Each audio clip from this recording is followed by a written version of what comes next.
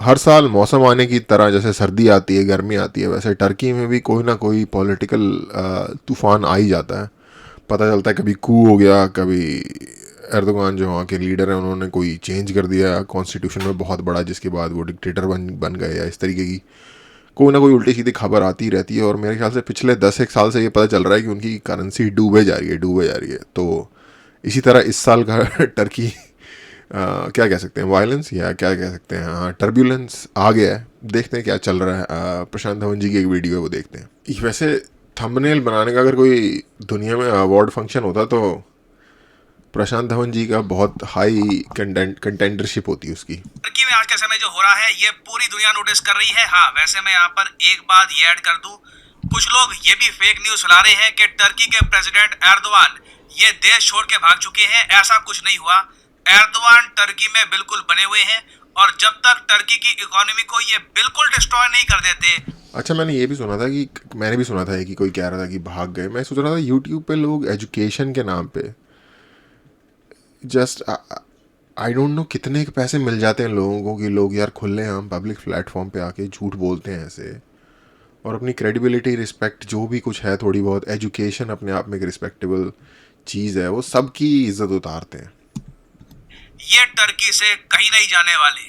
यहाँ पे आप देख पाओगे टर्की ऑन फायर, ऐसे आर्टिकल्स वीडियोस आपको हर जगह मिल जाएंगी। कई आर्टिकल्स ये भी क्लेम कर रहे हैं कि टर्की अब एक डिक्टेटरशिप बन चुका है। माइंड यू 70% 80% डिक्टेटर नहीं, लिटरली ये लोग यहाँ पर कह रहे हैं टर्की की जो आज के समय हालत है, it is now pretty much A dictatorship. Erdogan ने ये कहा है कि जो आज के समय लोग प्रोटेस्ट कर रहे हैं टर्की की कैपिटल अंकारा में, जो लोग अराजकता फैला रहे हैं, इनके सामने टर्की सरेंडर नहीं करेगा। स्ट्रीट टेरर, ये इन्होंने नया नाम दिया यहाँ पर, स्ट्रीट आतंकवाद जो यहाँ पे आप कह लो, उसके अगेंस्ट टर्की कहीं भी सरेंडर नहीं करने वाला। ना यहाँ पे आप कहोगे टर्की में ऐसा क्या हो रहा है, वेल विजुअल पहले के स्टेडियम में होता था आतंकवाद, मैं आपको दिखाता हूँ ना। यहाँ पे आप लोग देख पाओगे ये वीडियो, ये है अंकारा, टर्की की कैपिटल।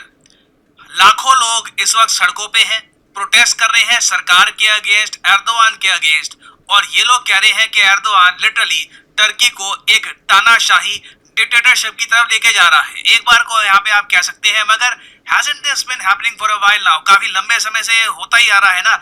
अचानक से ये लोग सड़क पे क्यों आ गए हैं? देखो, लोग भी ना जरूरत से ज्यादा सड़क पे तब आते हैं। नंबर 1, एक तो अर्थव्यवस्था बहुत ज्यादा खराब हो चुकी हो, दूसरी बात उनको जेन्युइनली फील हो रहा हो कि जो कंट्री का लीडर है ही इज नॉट एबल, इसमें वो क्षमता नहीं है कि कंट्री को जेन्युइनली ये लीड कर पाए। और अगर यहाँ पे आपका सवाल ये है कि टर्की की इकोनॉमी को ऐसा क्या हो गया, और कुछ ये सुनने में आ रहा है टर्की के मेयर को कुछ जेल में डाल दिया गया था, उसका गुस्सा है। मेयर पे अभी मैं आऊंगा, मगर मैं आपको हमेशा बताऊंगा, देखिए लोग सबसे पहले तंग तब आ जाते हैं जब उनकी जो क्वालिटी ऑफ लाइफ है, स्टैंडर्ड ऑफ लिविंग है, ये बहुत ही ज्यादा गिर जाए कुछ समय में। और एर्दोगान के अंडर टर्की के साथ यही हुआ है। मैं आपको एक चार्ट दिखाता हूं। आज से 5 साल पहले टर्की की जो करेंसी है लीरा, इसकी वैल्यू ये होती थी कि अगर आपके पास 11 या 12 इंडियन रुपीस हैं, उसके बदले में मिलता था 1 लीरा। मुझे उस वक्त याद है, मैं कौन से चैनल पे था मुझे याद नहीं आ रहा। ये हर हफ्ते जो चैनल बदल लेता हूँ, इसका पैटर्न कभी लाइफ में बदलना पड़ेगा। खैर एनीवे, मैं किस सही बात बोली। चैनल में था एक टाइम पे, मुझे याद नहीं आ रहा उसका नाम, बट मैंने उस वक्त वहां पे कहा था कि टर्की की जो करेंसी भी आपको दिख रही है ना, लीरा, ये 11 रुपी पर 1 लीरा है। ये गिरेगी, फ्यूचर में जबरदस्त गिरेगी। और मुझे याद है, मुझे अक्रॉस द बॉर्डर क्या क्या सुनने को मिला, पाकिस्तान रिएक्शन चैनल और ये सब सारे टूट पड़े मुझ पर। मुझे अजीब ये लग रहा था कि बात मैं टर्की की कर रहा हूँ, पीड़ा वहां हो रही है। It didn't really make any sense. But आज के समय मैं आपको ये बता दूं, टर्किश लीरा इतना गिर चुका है, 2 टर्किश लीरा के बदले 1 इंडियन रुपी मिल रहा है। और मैं ओह नहीं, 1 लीरा में 2.27 इंडियन रुपी है। मेरे ख्याल से इन्होंने कहने में थोड़ी गलती कर दी। को अभी भी बता दूं, अगर एर्दोगान टर्की में विराजमान रहते हैं और जो इनकी पॉलिसीज है, बेसिकली 100 रुपए लेके जाओगे तो 50 से थोड़े कम लीराज मिलेंगे। उन्हीं के हिसाब से टर्की काम करता है। रुपी will be stronger than lira in the coming few years. ये मेरी प्रेडिक्शन है। फिर से कुछ सुनने को मिलता है, I don't really mind that, but that will happen eventually. और अगर यहाँ पे आप ये सोच रहे हैं अच्छा करेंसी गिरने की वजह से लोग नाराज है, नहीं, करेंसी गिरी, साथ ही साथ टर्की जो एक बार को मैं कहूंगा ठीक ठाक मिडिल इनकम वाला कंट्री हुआ करता था, लोग यहाँ पे अच्छी लाइफ बिताते थे, अचानक से हमने देखा है पिछले कुछ सालों में यहाँ पर इन्फ्लेशन इतनी जरा बढ़ गई, महंगाई इतनी बढ़ गई, जो हाथ में पैसा था इसकी कोई वैल्यू ही नहीं रही। मतलब किसी ने पैसा अगर जोड़ के रखा था, कोई बुजुर्ग आदमी हो, अनफॉर्चुनेटली आई मीन जनरली मैं सोचता हूँ इसके बारे में, ऐसी कंट्रीज में जो रिटायर्ड लोग हैं। अपोलोजाइज, आज मुझे बहुत नींद आ रही है, ठीक से मेरी नींद पूरी नहीं हुई है, तो इसलिए बार बार यॉर्निंग हो रही है। सारी उम्र काम किया, 70 साल के हो गए, कुछ पैसा जोड़ के रखा, बैंक में डाला, उम्मीद थी कि इस पे मैं जीऊंगा, अचानक से करेंसी क्रैश कर गई, inflation sky high, suddenly you are trapped. और ये आप देख पाओगे, वॉइस ऑफ अमेरिका ने ऐसे बहुत सारे आर्टिकल पब्लिश किए हैं।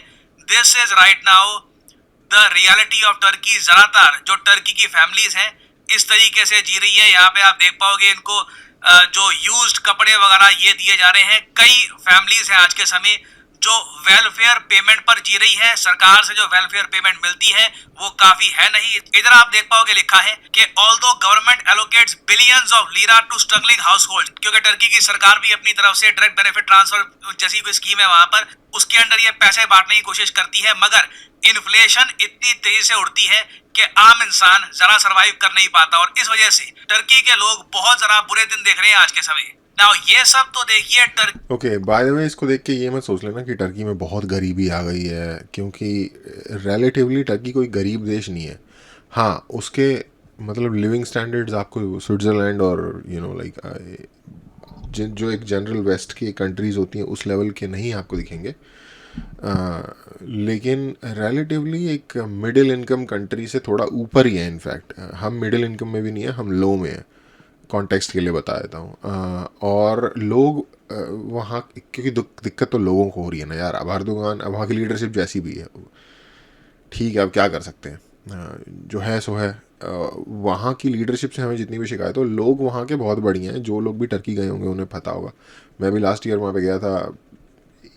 एवरेज आदमी आपको बहुत रिस्पेक्टफुल मिलेगा। जनरली कोई किसी को, आप किसी से कॉन्वर्सेशन भी होती है, उसमें आप बताते हो कि हाँ मैं इंडिया से हूँ, तो आपको लाइक अच्छे से ही परसीव किया जाता है। जैसे आज के टाइम पे वेस्ट में इन जनरल बहुत ज़्यादा नेगेटिव एक वाइब है इंडियंस के प्रति, फॉर सम रीज़न रेसिज्म खुलेआम चल रहा है। तो टर्की में आप, मुझे पर्सनली इस तरीके का कोई, वैसे तो मुझे तो सही बताऊं तो मैं तो कभी कहीं वेस्ट में भी मुझे कभी इस तरीके का कोई रेसिस्ट इंसिडेंट फेस करने को नहीं मिला, और मैंने ठीक ठाक हर तरीके की जगहों पे जाके देखा हुआ है। तो टर्की में मुझे एक अच्छा, मतलब एक ना जो एशियन कल्चर है उसमें एक वार्मथ है ह्यूमैनिटी की, एक दूसरे से कॉमरेडरी के बारे में, मुकाबले वेस्ट के। उनकी अपनी एक अंडरस्टैंडिंग है रिलेशनशिप की, बट हमारी थोड़ी सी एक जनरल अंडरस्टैंडिंग, जनरल वार्मथ होती है लोगों में। तो वो चीज़ आपको टर्की में मिलेगी।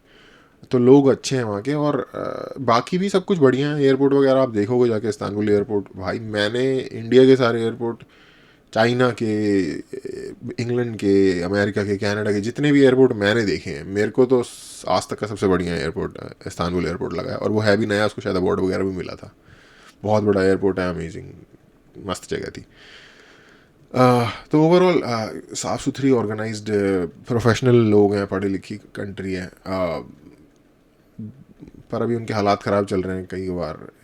मेरे ख्याल से एर्दोगान एक ख़ास दिशा में कंट्री को लेके जाना चाहते हैं, ख़ास उनका विज़न है कंट्री के बारे में और लोगों के बारे में। तो ये उनको ही झेलना पड़ेगा। और बाय द वे, न्यूयॉर्क में भी एक जगह है एस्टोरिया, क्वींस में पड़ता है। ज़्यादातर टर्किश लोगों का कॉन्सेंट्रेट हो जाते हैं ना लोग, जाए तो बहुत सारे टर्किश लोग रहते हैं वहाँ। तो मैं एक बार एक अपार्टमेंट देखने गया था वहाँ पे वो टर्किश ही थे, जो लैंडलॉर्ड वगैरह थे और नेबर्स वगैरह भी थे। बहुत बढ़िया लोग थे, चाय वाय पे बुलाने लग गए, खाने वाने पे बुलाने लग गए थे। तो अच्छे दोस्तों, मेहमान नवाज अच्छे लोग होते हैं। टर्की के लोगों का जो गुस्सा है उसका बेस है, बेस के ऊपर खड़ी होती है एक नई इमारत। अब रिसेंटली क्या हुआ, एर्दोगान नर्वस हो गए, इकोनॉमी की तो बहुत जरा खराब हालत। इनको पता था कि अब ना इनको अपने जो पॉलिटिकल राइवल है इनको जेल में डालना होगा, नहीं तो आ जाएगी दिक्कत। तो एर्दोगान ने क्या किया कि इस्तांबुल, जो मेन फाइनेंशियल कैपिटल है टर्की का, उसके मेयर, जिन्होंने रिसेंटली एर्दोगान की पार्टी को ही हराकर ये सीट जीती थी, एर्दोगान ने सीधा सीधा इनको डाल दिया जेल में। इनका नाम है एक्रम। ये नाम आज के समय आप देखोगे हर जगह आपको दिखेगा। टर्की के लोग जो इनके सपोर्टर्स हैं ये डिमांड कर रहे हैं कि इनको छोड़ दिया जाए, इनको जेल में क्यों डाल दिया गया है। ये तो मेयर थे इस्तांबुल के, अचानक से why is he in prison. और अगर यहाँ पे आपका सवाल ये है क्या इनका भी थोड़ा सा अल्कोहल वाला पंगा हो गया था, नहीं नहीं, ऐसा कुछ नहीं है। इन पे तो देखिए एर्दोगान ने ऑलमोस्ट आप मान लीजिए सारे ही केस लगा दिए। Corruption, extortion, bribery, money laundering, supporting terrorism, particularly the PKK जो कुर्दिस्तान आतंकवादी जो संगठन है उसकी यहाँ पे बात कर रहे हैं। तो एर्दोगान के हिसाब से तो देखिए ये आदमी सबसे खराब है दुनिया में। सारी जो बुरी चीजें हो सकती है, करप्शन, ब्राइबरी, मनी लॉन्ड्रिंग वगैरह, बस मोलेस्टेशन के चार्जेस यहाँ पर रह गए थे, बाकी सारे चार्जेस ही इन पर लगा दिए और इनको डाल दिया है जेल में। अब क्वेश्चन ये है, इससे पहले एक और बहुत बड़े आई थिंक रिलीजियस लीडर ही थे टर्की के, पता नहीं क्या कुछ गोंडुलू या कुछ समथिंग करके उनका नाम था।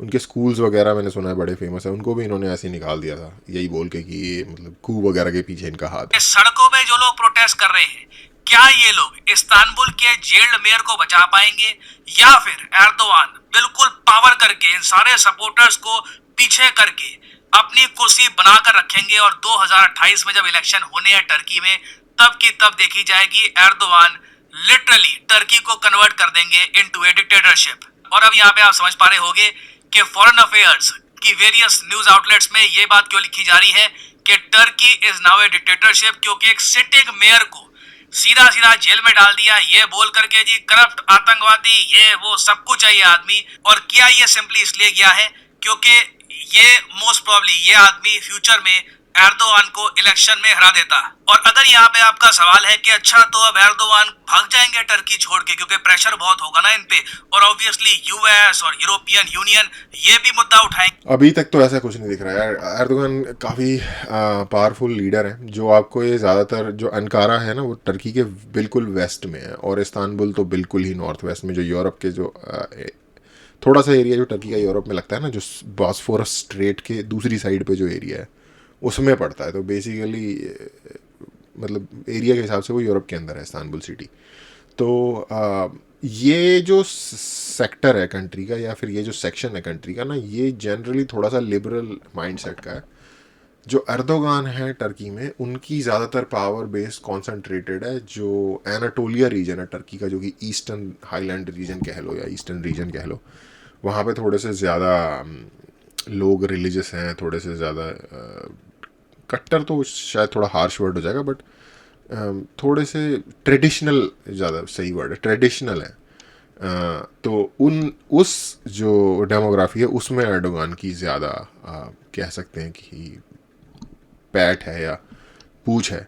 बट वो लोग रिलेटिवली आज से 10-15 साल पहले तक जो थे हिस्टोरिकली थोड़े से फाइनेंशियली इतने स्टेबल नहीं थे। फाइनेंशियली मतलब कुछ उनकी पावर नहीं थी, तो उनको सामने कुछ नहीं आता था उनके बारे में। बट डेमोक्रेसी में तो ये होता है कि चाहे आप गरीब भी हो बट वोट तो आपके पास एक ही होता है, बाकी दूसरे किसी भी अमीर इंसान की तरह।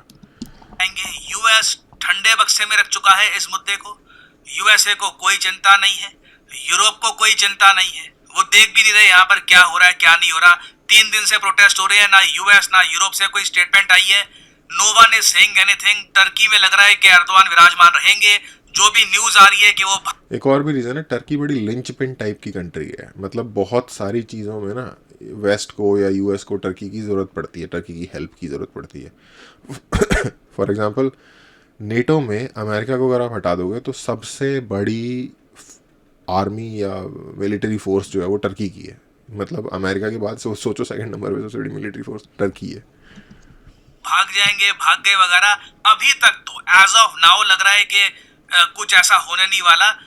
बिल्कुल ये बने रहेंगे और जब तक इंडियन रुपी लीरा के स्ट्रॉन्गर नहीं बन जाता तब तक एर्दोगान कहीं पे जाने वाले नहीं है। सो या that is happening right now. एक पॉसिबिलिटी ये है कि अगर ये जो प्रोटेस्टर्स है बहुत ही वायलेंट हो गए, मगर तब भी एर्दोगान के पास बहुत सारी ऑप्शंस है। ये मिलिट्री डिप्लॉय कर सकते हैं, इमरजेंसी घोषित कर सकते हैं, मार्शल लॉ घोषित कर सकते हैं। अभी तो एर्दोगान ने अपनी प्लेबुक में जो भी इनके पास ट्रिक्स है सारी यूज करी भी नहीं है।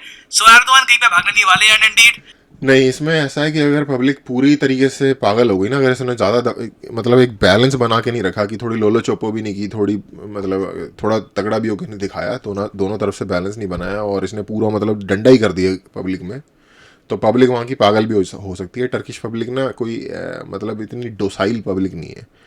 जब मिलिट्री ने एर्डोगान के अगेंस्ट कू किया था तो आप लोगों को पता नहीं कितने लोगों ने उसको फॉलो किया, लेकिन मिलिट्री को सबसाइड करने में पब्लिक ने दबा दिया मिलिट्री को कि नहीं कू करने देंगे, हम सही हैं, हम पे डेमोक्रेसी के साथ हैं। ऐसा बहुत रेयरली देखने को मिलता है कि किसी लीडर के लिए पब्लिक निकल के आ जाए बाहर रोड में मिलिट्री से लड़ने के लिए। तो वहाँ की जो जनता है वो मतलब थोड़ी ठीक ठाक तगड़ी जनता है वहाँ की। अगर वो भड़क गई तो एर्दोगान को लेने के देने ही पड़ सकते हैं। टर्की सॉरी यार, मेरा ना काफी हद मूड बिल्कुल थोड़ा, मुझे लग रहा है मेरा एनर्जी लेवल बहुत लो है, नींद आ रही है। जबकि मैं सो के उठा हूँ फिर भी पता तक एक डिक्टेटरशिप बन चुकी है, 80-70% नहीं। This is pretty much what a dictatorship looks like. और फाइनली यहाँ पे आप लोगों से मैं पूछूंगा नहीं। एक ओके, तो लास्टली मैं इतना बोलना चाहूँगा कि टर्की जो कंट्री है उसको, हम इंडिया में इतनी ज़्यादा बहुत सारी कंट्री के बारे में बहुत ज़्यादा कॉन्टेक्स्ट में नहीं जानते, लेकिन टर्की अपने आप में कल्चरली, फिजियोलॉजिकली जो उसकी फ़िज़िकल पोजीशन है, बहुत सारी चीज़ों में ना बड़ी ज़्यादा इम्पोर्टेंट कंट्री है, लोगों को रियलाइज़ नहीं होता। ठीक ठाक डिसेंट अमाउंट की पॉपुलेशन है उसकी यूरोप के आसपास की कंट्रीज़ के हिसाब से अगर देखा जाए, उस कॉन्टेक्स्ट में देखा जाए। उसके बाद लास्ट जो सुपर पावर थी यूएसए थी क्या है, और ब्रिटेन। ब्रिटेन से पहली वाली सुपर पावर आपको अगर आपको पता है तो ऑटोमन एम्पायर ही था उनका। वो एक बहुत बड़े एम्पायर के डिसेंडेंट्स हैं, तो उसका एक मतलब क्राउन या जो मर्जी कह लो आप उसे, उस वो भी अपने सर पे लेके, जैसे हम इंडिया की जो इतनी पुरानी सिविलाइजेशन है उसको ओन करते हैं, उसका प्राउड फील करते हैं, तो टर्किश लोगों की भी एक सिविलाइजेशनली बड़ी प्राउड हिस्ट्री है। ऑटोमन एम्पायर, चलो आप उस तरीके से कह सकते हो कि कब्जे वगैरह किए उन्होंने, जो मर्जी किया, या पर वो तो हर कोई करता था ना, तो अपने हिसाब से उनकी हिस्ट्री काफ़ी ठीक ठाक प्राउड है। उसके अलावा जो मुस्लिम पूरा का पूरा जो वर्ल्ड है उसके अंदर लास्ट कैलिफेट जो थी, जो लास्ट लेजिटिमेट कैलिफेट थी, वो टर्की के पास ही थी। तो वो एक अलग मतलब, जैसे सऊदी अरेबिया की मुस्लिम वर्ल्ड में रिस्पेक्ट है, तो सऊदी की उस सेंस में भी टर्की की एक उस सेंस में कैलिफेट के सेंस में भी रिस्पेक्ट है। उसके अलावा टर्की के लोग पढ़े लिखे भी हैं, साइंस वगैरह में भी वो लोग ठीक ठाक अच्छे खासे आगे हैं, इकोनॉमी वाइज भी डिसेंट है, वहाँ कोई गरीबी नहीं है। और चलो थोड़े बहुत तो फाइनेंशियल हालात अगर ख़राब हो जाए, इकोनॉमी नीचे जाने लगे, तो जो सबसे गरीब तबका होता है सोसाइटी का, उसको दिक्कत आनी शुरू हो ही जाती है, क्योंकि वो बेसिकली मार्जिन पे ही चल रहे होते हैं। और ये सिर्फ टर्की की बात नहीं है, अमीर देशों में भी यही हाल है, लोग होमलेस हैं अमेरिका में भी या फिर किसी भी वेस्टर्न रिच कंट्री में। तो ये तो एक किसी भी और जगह हो सकता है, बाकी ओवरऑल उनके हालात इतने भी बुरे नहीं हैं, और मिलिटरीली भी स्ट्रॉन्ग है। और कंट्री रिलेटिवली स्टेबल है, मतलब जैसे कोई किसी तरीके की वहाँ पे बहुत बड़ी सिक्योरिटी इश्यूज नहीं है अंडर। जो कुर्द लोगों के जो सेपरेटिस्ट वो हैं वो चलते रहते हैं, बट उन्होंने उसको काफ़ी अच्छे से मतलब कंट्रोल में रखा हुआ है आपने। तो इस तरीके की कोई सिक्योरिटी थ्रेट भी नहीं है इस तरीके का, बहुत लाइक फ्रैक्चर कर दे कंट्री को इस तरीके का। तो इस तरीके से कंट्री स्ट्रांग है। अब आई डोंट नो यार, अर्दोगान क्या किस तरीके की स्कीमें लगा रहे हैं, कंट्री की इकोनॉमी को डुबाया जा रहा है। होपफुली बेटर हो। मुझे मुझे बहुत अच्छा लगेगा कि अगर वहाँ की लीडरशिप इंडिया के साथ एक दोस्ती वाला एटीट्यूड रखती है, क्योंकि दोनों ही कंट्रीज़ के फ्यूचर के लिए अच्छा हुआ है।